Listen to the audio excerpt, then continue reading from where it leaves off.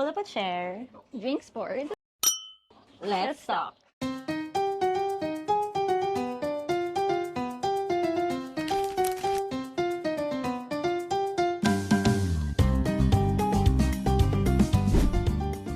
Hi everyone. This is our very first episode. I'm Karen. Hi, Mon. And this is Chika and Sandra. Yes. How should we start? So I think we should start by introducing ourselves to our audience. Sige. For today's episode, we're just gonna make it very light. So we're just gonna introduce ourselves. We're just gonna tell you how Karen and I met, our first impressions of each other, and why we started the vlog or the channel. Ano pa ba? Correct. And we hope you guys have fun. Okay, who wants to go first sa introduction? Bato-bato, pick tayo. Okay, ikaw. Ako magde-decide eh. I was living in Sweden since 2018 until last year.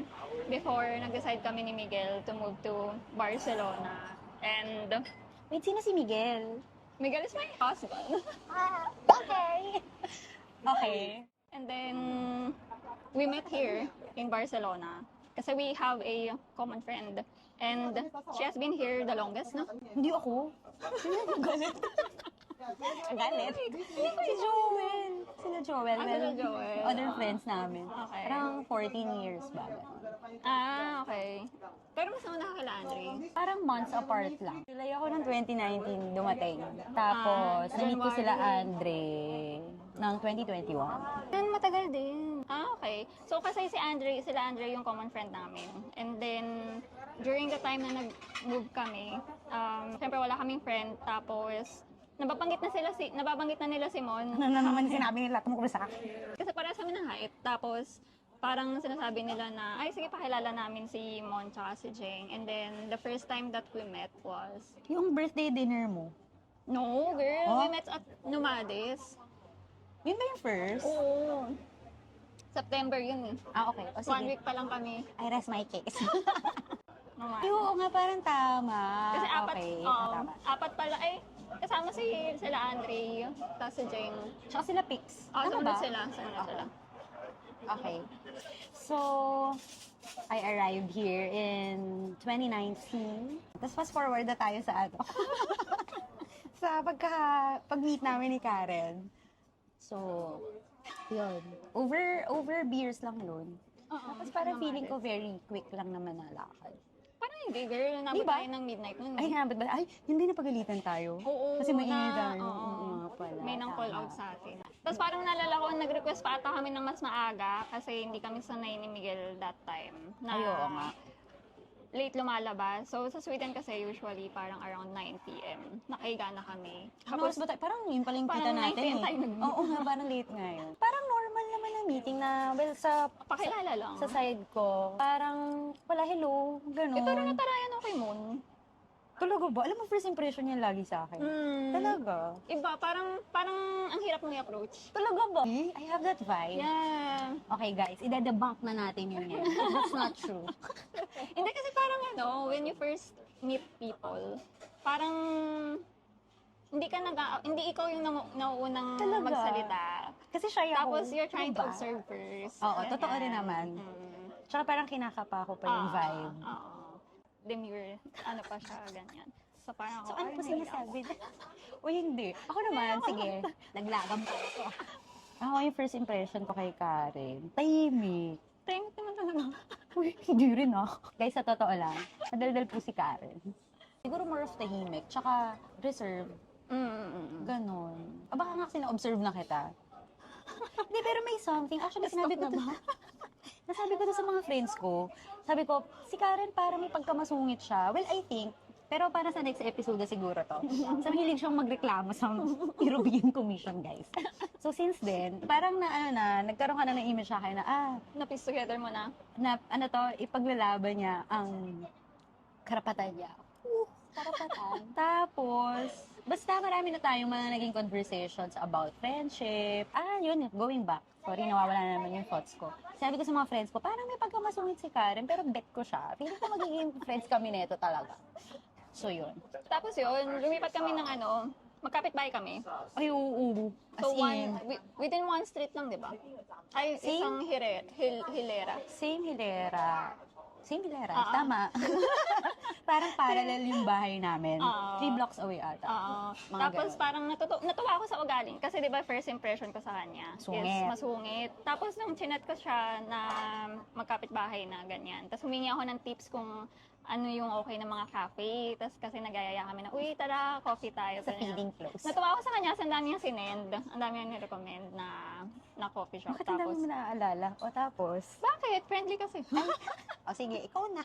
Bigay yung corona. O Tapos, tapos? ano ba ba? Parang naisip ko, ay, mabait pala to. Di ba pala siya Hindi lang masungit? pala. Hindi pala siya masungit. Hindi, minsan lang. Sungit ako minsan. It depends on my mood. Mm. Ay ako, may isa pa ako na-observe sa'yo. Ang bilis mo ubus ng social bath. Talaga? Parang, alam mo, makikita mo, kunyari, 9 p.m. kami, kunyari lang to 9 p.m. Makikita mo yung decline ng kanyang mood, parang, pag late na. Oo. Ganon. Ako kasi more of pagod. Well, naubos rin yung social bath ko. Pero kapag everyday lumalabas. Pero pag sa same night or same day, Kaya nag-gathering, mo? parang carry ko naman. Tapos nag-drive kami. Ay, oo. Super biglaan. Wala siya nag-text. Parang, nalaman namin, napupunta, di ba? Tama ba? Nalaman nyo, napupunta akong outlet. Oo, nakwento Shopping ni ako, Jeng. mag-isa. Mm-mm. Tapos, nag-message siya, na parang sasama ba kayo, ganon? Ay, tinanong kita kung kailan ka alis. Oo, ganyan. So, nag-meet kami. Well, originally, pipick up ko sila sa tapat ng bahay. Kaso, ang dami nangyari dun sa car. End up na pumunta sila dun sa parking kung nasan yung car. Tapos, kasi sobrang stressed ako noon. May kausap pa ako sa car rental agency. Tapos, binila nila akong coffee, guys. Napaka-sweet nila ni Miguel. Siyempre, nagda-drive ako. So, nahiya pa ako sa kanila kasi nothing wrong naman sa pagpe-play ng OPM. Kasi syempre, yung mga piniplay kung ano-ano. Kasi ginawa na ako ng isang friend ng playlist. Kasi nga, hindi na ako updated sa mga music na, mga OPM, ganyan. Tapos, nagsasorry pa ako sa kanila. Siyempre, yun nga, demure pa ako ng time na yun. Uy, sorry palitan na natin yung playlist ko. Tapos, sabi niya, ano yung sabi mo sa Favorite akin? din namin. Ayun, parang favorite nyo rin. Ah. Nakikinig rin kayo sa ganon. Oo. Tapos parang, kapag may mga kung ano-ano akong comment, sabi ko, sorry, baka bawal mag-behave ng ganito sa harap nyo. Tapos sabi niya, ano ka ba? Kami lang ito. Yung nagmumura siya. Kasi na-stress ako sa pag-drive. Okay, So, fine. pag stress siya, napapamura siya. Tapos parang nagulat siya dahil Siyempre bagong, nagmura siya. Sabi niya, parang, "Ay, sorry." parang third time pa lang ata natin nakita. Kasi Oo. parang first time, yun nga yung Nomades. Oo. Tapos second yung birthday mo na. Tapos yun yata. Tapos naalala ko ng birthday ko, ginago niya ako. Ay, talaga?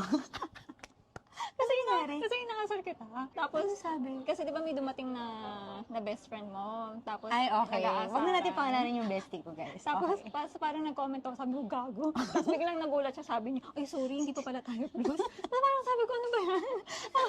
Apa ka naman? Nagsasorry ka pa? Sorry, yung mga ganun lang. Mahihain, kasi totoo lang, mahihain naman talaga kasi ako.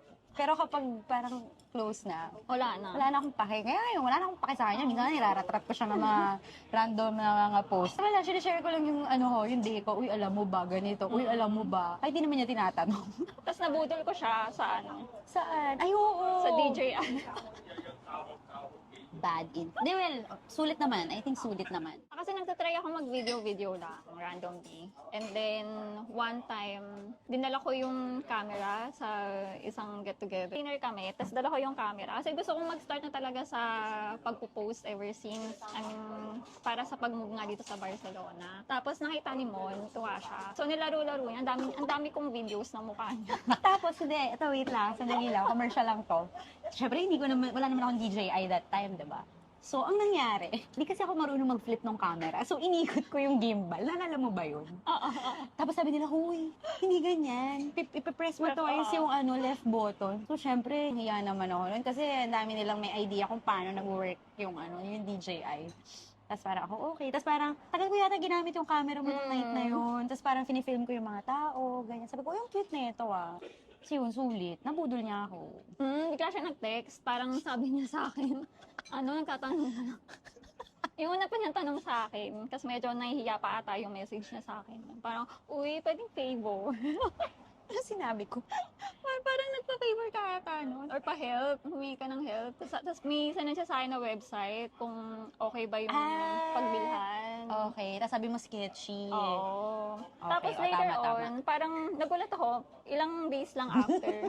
Sabi niya, uy girl, bumili na ako. Sold. Na-scare ko na. Tapos parang, before nun kasi naglalawang isip pa siya na parang, aanin ko naman yung DJI, ganyan. Hindi ko naman gagamitin palagi. Oo. Tapos, yun, actually yun talaga yung major convo natin about Tapos, hindi ko maalala, paano natin bigla naisip mag-vlog. May time, magko-coffee tayo sa minors. Oo. Practice dapat. Sabi niya, sige, dalhin mo yung camera mo, dadalhin ko yun sa akin. Oo. So, nung naglalakad kami, nung naglalakad kami, syempre hiya pa ako ilabas yung camera ko. Naglabas na siya. So, sabi ko, sige na nga, lalabas ko na. So, nagfi-film ako ganyan. Tapos, nag-coffee kami that day. So, nung papunta kami sa coffee shop, nagre-record na tayo the entire time kasi nag-uusap tayo ng mga random stuff. Wala, minount lang natin yung cam. Tapos sabi namin, sige, try natin. Tapos yun. Kasi sakto, di ba may friends din kayo nila April. Gusto niyo mag-start ng podcast ever since. Gusto rin namin mag-podcast. Oo, tapos parang sinabi ko na lang din na mag-start na tayo ngayon. Oo, tama. Sabi niya sa akin, hindi gawin na natin. Tapos, akala ko nga nung una, parang chill lang siya. Na parang, okay lang nga, kaya i-wing yan every time. Tapos parang sabi niya, sige magplano na tayo. Gumawa na siya ng Google Drive. Tapos, ano pa ba mga ginawa mo? Nagtatanong pa siya sa akin kung mag-notion daw kami. Yun, parang may one day na nag-meet tayo for planning. Planning meeting. Sis, naubos ang brain cells ko noon. Grabe yun. Pero sobrang productive natin. Ang dami natapos. Tapos parang in-identify natin yung parang feeling natin na gap. May gap ba? Oo, marami. Sorry. Dahil parang napag-usapan din namin kasi na if we're going to start making content, ano yung magiging purpose niya? Na are we doing it for ourselves or do we want our content to be something na may matutulungan kami na ibang tao? And then that's when we have decided or napag-anuhan namin. Ano tawag dun? Like, Nag-brainstorm tayo. After nung brainstorm natin. Nag-iisip na naman tayo ng terminologies. We've decided, We've decided. Doon namin nakita. We saw. We saw na maraming mga information na you can find about the best places to eat in Barcelona or when you're traveling, outfits, cafes, and everything. Ano pa ba yung meron pa tayong topic like yung tita vibe. Oo. Kasi parang, syempre nasa 30s. Ni-reveal yung age, nasa 30s na kami. So parang, naisip namin what has changed nung nasa 20s, tapos ngayon nasa 30s na. Tapos yung living abroad din. Kasi feeling natin, kaya natin, hindi naman i-cover yung gap, pero at least i-feel lang very light. And also, one thing nag-push din sa amin is because, di ba merong negative na, or hindi siya negative merong, ano ba, lighter than negative. Slightly negative. Meron kasing, may connotation kasi sa iba na when someone called you tita or when you are called tita, parang you're old na, which is yun din naman yung feeling natin na parang oh my gosh, I'm a tita na. Parang mas gusto ko nga 30s Ako din, parang mas like nag-enjoy ako yung ng 30s. 30s. Kasi, may insight bigla si sis. I think kasi when you're in your 30s, you have more maturity. You're more mature, di ba? Tapos, mas financially capable. Hindi naman sobra, pero mas capable ka na bilhin yung stuff na gusto mo. Tapos, siguro mas rational mag-isip. Kasi parang mas maraming ginagamit na emotions kapag sa 20s ka. Masyado ka emotional. Develop na yung frontal lobe. Oo. Sa akin, hindi pa masyado kasi medyo emotional pa rin.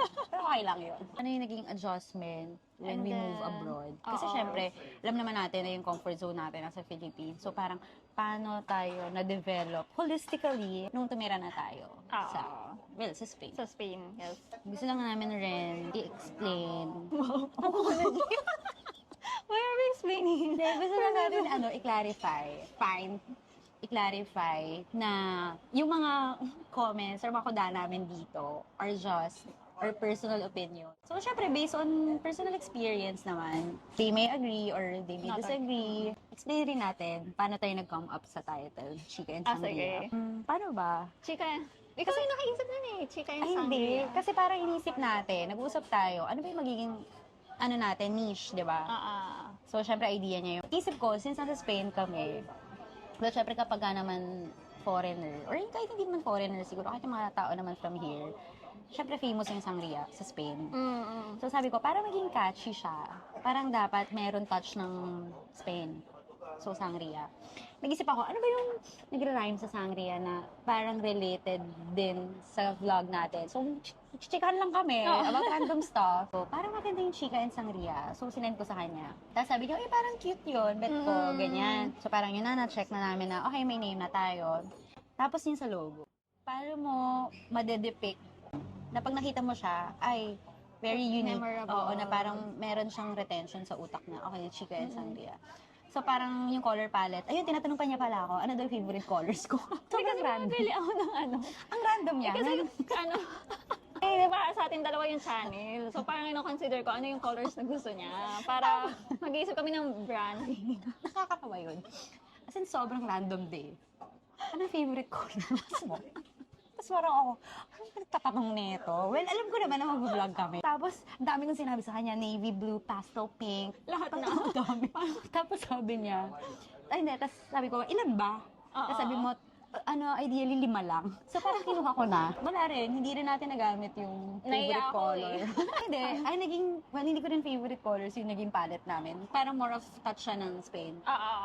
So yun. Yun lang. Naisip din namin na gusto namin i-try na habang nag-uusap kami. Ano, parang we want the experience to be more like you are sitting together with us in a table and then we're just drinking, talking, and Chatting. Elsa. Since yung main point nga ng channel is to have a platform for people then to be seen, yung mga be heard. yung mga challenges, like mga real challenges about living abroad and adulting na rin when you are in your 30s, and if you're feeling lost then Naman specifically related lang sa mga tao abroad. yung mga unseen struggles. Oo, yung mga struggles na fini-face natin as we grow older. Di ba yun? Parang gusto rin naman natin na matakil yun while also giving good vibes and maging informative din. Yes, and if you're looking for a platform na gusto nyo lang din mag-share, this is the best place. Well, best place. Gusto ko yung best.